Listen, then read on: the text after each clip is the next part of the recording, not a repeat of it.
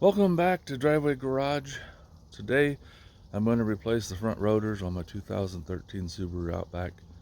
When I bought it, there was a little bit of a shimmy when you hit the brakes, and the more I drive it, and I do deliveries, so I drive sometimes 200, 200, 300 miles a day. It's just getting worse and worse. It's getting to the point where it's getting dangerous. When you hit your brakes, you feel like you're going to lose control. So they were supposed to be here 2 days ago. One of them came 2 days ago, and I decided I'll wait till both of them get here. So the other one arrived yesterday. So today I'm going to put the new rotors on. Let me flip the camera around here. And this is pretty similar to a lot of vehicles, if not most vehicles. You take the tire off, you take the brakes off, and then the caliper just falls off. I mean the rotor. Put on a new one. Hope I didn't say caliper in the introduction, but anyway, it's the rotors. And the way my driveway is, I got these two pieces of crap sitting here. I decided I'll just park here and do the driver's side, and then I'll back into the driveway and do the passenger side, because I don't like working over here in the dirt. And these little weed things get in your socks, and they're hard to get out. So I'll just do one side at a time. So first thing I need to do is figure out where to jack this up. I'll get that figured out, and then I'll put a jack stand under it. I've got the electric parking brake lock, so it won't roll anywhere. Let me get that done and I'll be back. I've got the jack stand set here, and I'm going to put it right on this rail where these indentations or kind of grooves are, if you can see those or not. That's where you're supposed to put your jack. In my case, I'm jacking it up from the front, not with the factory jack. And my floor jack is going, let's see if I can get down here. I think that's a tow hook. Yep, it seems like it is. Well, you can see the circle there better than I can. Anyway, that's where I'm going to jack it up. Seems pretty substantial. There's a bar sticking down over there, but I think it's a sway bar. I don't want to take a chance on bending it. There's a place right here at the front, but I'm just not sure if that's a good place to jack or not. I'm going to go with this, and then once I jack it up, I'll get the jack stand under it, and it'll be nice and safe and secure. Now, before I jack it up too far, while there's still pressure on the tire and it won't turn, I got my breaker bar and I broke the lug nuts loose. And these are 19 on mine, the 2013. And then I've got my cordless impact. It's not heavy duty like a Milwaukee. I've been tempted to get one of those because I see guys taking wheels off and you don't have to use your air compressor and impact wrench. But I haven't bit the bullet and bought one. Anyway, I got those loose. Now I'll jack it up, raise the jack stand up, and finish taking the lug nuts off and get the wheel out of the way. Okay, I got the tire and wheel off. Next thing I'm going to do is take the brake calipers off. I'm just going to take the whole thing off, and I've got this wire. I'm going to use it to hang it from the struts up here, keep it out of the way. You don't want to put too much pressure on your brake lines and crack them or break them. Now there's two bolts. You can see the one there, and there's one straight below it. They're 17 millimeters, and this one is almost being blocked by that bolt. I can just barely get the socket on there. I'm going to see if it'll work. If not, I might have to get a 17 box-in wrench, break it loose with that. But I'll get those two bolts out. I'll hang this brake caliper up, and then this should just fall off. Now sometimes they have a little bolt or screw that goes in like this hole and holds them on. So you'll want to take that screw or bolt out, because that's what's holding it in there. I don't know. Yeah, this is in gear. I can't tell. Something I was going to do is jack it up and put it in neutral and then spin the wheel and see if I could tell which one of these was the most warped. You could tell by the amount of drag as it's rotating around, whether it's smooth or if it's like tight and loose, tight and loose, tight and loose. But I never got that done. I just decided I'm going to replace them both. So let me get the brake caliper off, and then we'll take that rotor off. And I left the other two in the house. I've got to go get those, but this is a pretty easy job. So I ended up getting an box-in wrench on there, and it was too hard to do with my hand. So I got out the old rubber mallet, smacked it on there a few times. With one hand I held it on the bolt tight, bolt head. Then I smacked it a few times and it broke loose. I did the same thing on the bottom one, and now they're nice and loose, so I can get them out of there easy. Okay, the bolts are out. They're about 1.5 inches long. The brake caliper is hung up there, so it's not going to get damaged. And this should just come off of there. Might take a little coaxing. I guess the rubber mallet might come in handy again.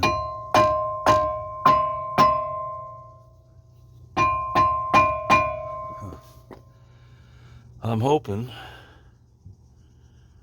that I don't have to take that nut off of there to do this, because that thing is crimped on there.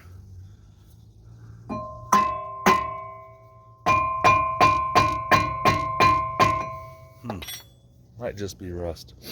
Let me pound on that baby a little bit. Well, I got it loose. The rubber mallet wasn't doing it, so I got out the Tanya Harding 2000, as Derek from Vice Grip Garage would say. Anyway, it's loose now. It'll come right off of there. Might be a two-handed job because it's heavy. There we go. I went ahead and bought new ones because the local shop wanted $22 each to turn them. So I don't know if they're turnable, if there's enough depth or thickness. So I had to take that chance that I would start this job and then wait a few hours and find out I couldn't replace them and couldn't turn them and had to order new ones anyway.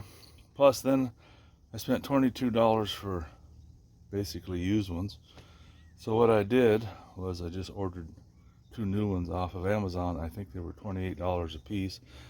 If I remember, I'll put a link in the description so you can find them if you need to do this. But for $6, I figured this way I have brand new ones to start with, and that'll be good.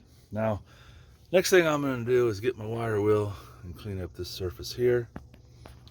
And the other one, of course, is brand new. It's going to be clean. And then I'll spray a little WD-40 or something on there just to keep the rust down, so I don't have the same problem next time if I have to take them off. And then I'm going to wipe them down with brake clean, the new rotors, and we'll get them put back together. So I'll be right back. So here's one of the new rotors. The other one's over there. They're both the same, fortunately. They came from 2 different locations, I guess, from Amazon, because one got here Thursday and one got here Friday. There's the part numbers if you need those. Huh, made in China, imagine that. Who would have thunk it? Listen guys, I'm not a mechanic and I don't pretend to be one. I just try to save myself as much money as I can doing stuff like this that a shop's going to probably charge $150, $250 to do. You know, it's an hour or 2 of my time. So these things come wrapped in plastic, and they have kind of an oily film on them. So what you want to do is you can just wipe them off on the ground there, which I could probably do. Let me set this down for a second. I've got it upside down, kind of. Spray some brake clean on it. And I've got a shop rag here, and I'll just wipe it off. That way we don't have any oil film or our brakes come into contact. That would not be good. Now, before I put that on, I'm going to go ahead and get a wire wheel, put it on my drill, clean that up a little bit. It's not really bad, but you can see it's got some surface rust on it. Let me see if I can get that off there. I use these Hitachi drills. I've got 3 of them. And the nice thing is, I used to use Ryobi, but I wasn't so happy with them. Switched to Hitachi. And all 3 of mine use the same battery, so I can change them around when one gets low. This is the small impact wrench. I use it a lot. IP56 brushless, 18 volts. They're all 18 volts. This one is a little bit of an impact. It's good for putting screws and stuff in, but in this case I like it because it locks the whatever I'm using for attachment. It locks it in there with this little quick release. And then the other one's kind of like a regular drill where you have to turn the chuck to tighten up the bit, and I use it for drilling holes. But I'm just going to put this on here and get rid of some of this rust around here. Oops, if you could see it. But I'll set the camera down and go over that. I could always take a wire brush and get in here where the drill's not going to get. I've seen guys, I think they have one that goes right over the bolt and cleans down to the surface, but I don't have one of those. So let me clean this up and I'll be back. Well, I got it cleaned up as best as I'm going to, and then I shot it with some brake cleaner, let it dry for a few minutes, and then I put some WD-40 on it. So hopefully that'll cut down on the rust for the next time. If there is a next time with me, you never know. I don't keep vehicles a long time, but my plan is to keep this one for quite a while because it's all-wheel drive. And then right now you just take the rotor, put it on there, and you can put if you want, put a lug nut on it if it doesn't stay on there very good to hold it in place, and then clean this side of the brake rotor with your brake clean, and then you're ready to reassemble it. Well, I found a nut that's bigger than the stud for the wheels, and then I put that on there, and I put a lug nut on, and that just holds this brake rotor in place while I get the caliper back on. Otherwise it's pretty wobbly. It's hard to deal with, so this way it'll keep it in place. While I'm here, the brakes are supposed to be pretty new and they look pretty good, so I'm gonna let those slide. Let me get this brake caliper back on. You just have to put it in place, get your 2 bolts in, make sure you tighten them good. I had new brakes put on the Charger I had, and the guy never tightened up any of the 4 rotors or the brake calipers, and one of the back ones fell off, and fortunately it stayed inside the wheel, but man, did that create a noise and a grinding sound. And I went around and checked them all, and they were all finger tight. Not good. So double check your work. Okay, nice new shiny rotor on. Brake calipers bolted, torque to specs. That involves a 17mm wrench and a hammer. They're not coming off of there. So now I can take off the lug nut, or the lug nut? Yeah, lug nut. I'll get my tire back on here. Then I'll back it in and do the other side. It's going to be the same as this side, I'm pretty sure. If there's anything different, I'll let you know. But that's how you change the rotors on a 2013 Subaru Outback. And I've done them on other cars because it seems like it's cheaper most of the time, not always, to buy new rotors than to have the old ones turned. And this way I've got brand new ones. I should have taken you for a drive to show you how it shuddered before, but when I get done I'm going to take it for a drive and break in the brakes. I got to remember how you do that. I'll probably have to watch a video because I don't think you want to slam them right on. You want to kind of work into them to get the surface worn. Anyway, like I said, I'm not a mechanic, and most of this stuff is new to me, or it's been so long I forget what I'm doing, so I have to review. Thanks again for watching, guys. Hope this helps somebody out. Well, I took it for a test drive after only replacing the driver's side, and it is 1000% better. There's no shimmy in it at all, but I'm going to go ahead and do the passenger side.